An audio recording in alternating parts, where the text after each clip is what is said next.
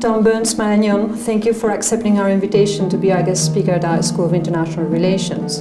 Former assistant to the chair and director of communications at Recoletos Grupo de Comunicación, the Madrid media group, you read modern history at Oxford University.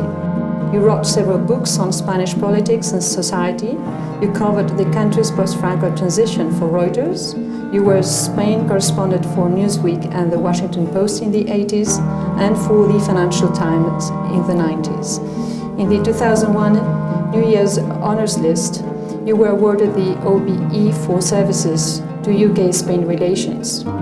At present, you are managing partner of Eurocofin, media consulting firm in Spain.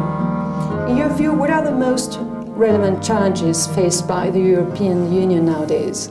Well, there are lots of challenges. One, I think, is energy integration, and particularly that comes to the forefront now with the Ukraine crisis. Digital integration is another one.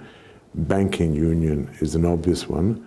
But I think the main challenge is the relevance, the legitimacy of the European Union for European citizens. Mm-hmm. Recent years have seen a rise in the support for populist parties in Europe. What do you think are the main causes for these increasing support? Well, quite honestly, what I answered before. I mean, it's not that European citizens do not see it as relevant.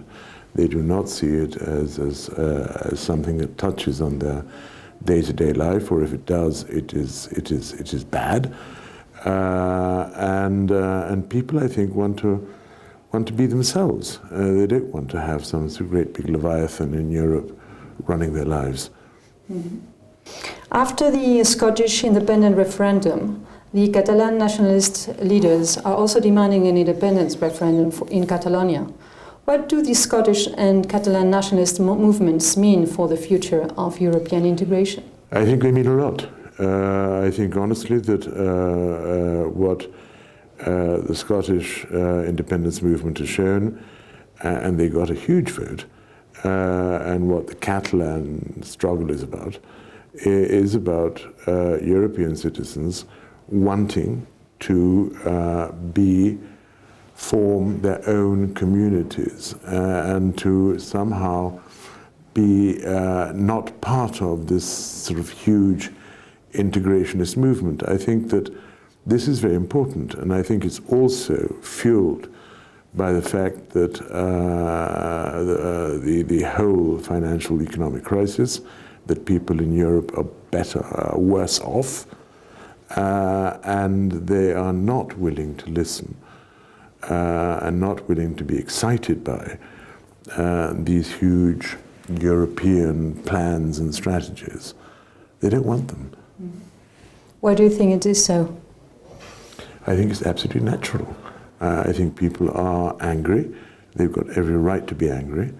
And I think that what they want to do is to control their own politicians more closely, to form their own communities. And I honestly think that, I mean, we're at a watershed, that post-war Europe moves towards integration, European integration.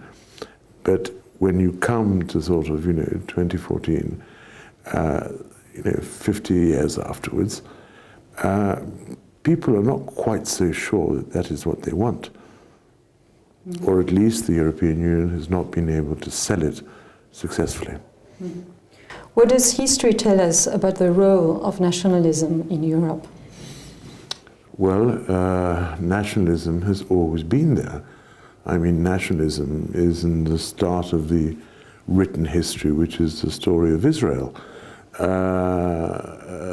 was Isaiah Berlin, he uses a quote from Kant, which calls it the bent timber of humanity, from which nothing straight was ever created.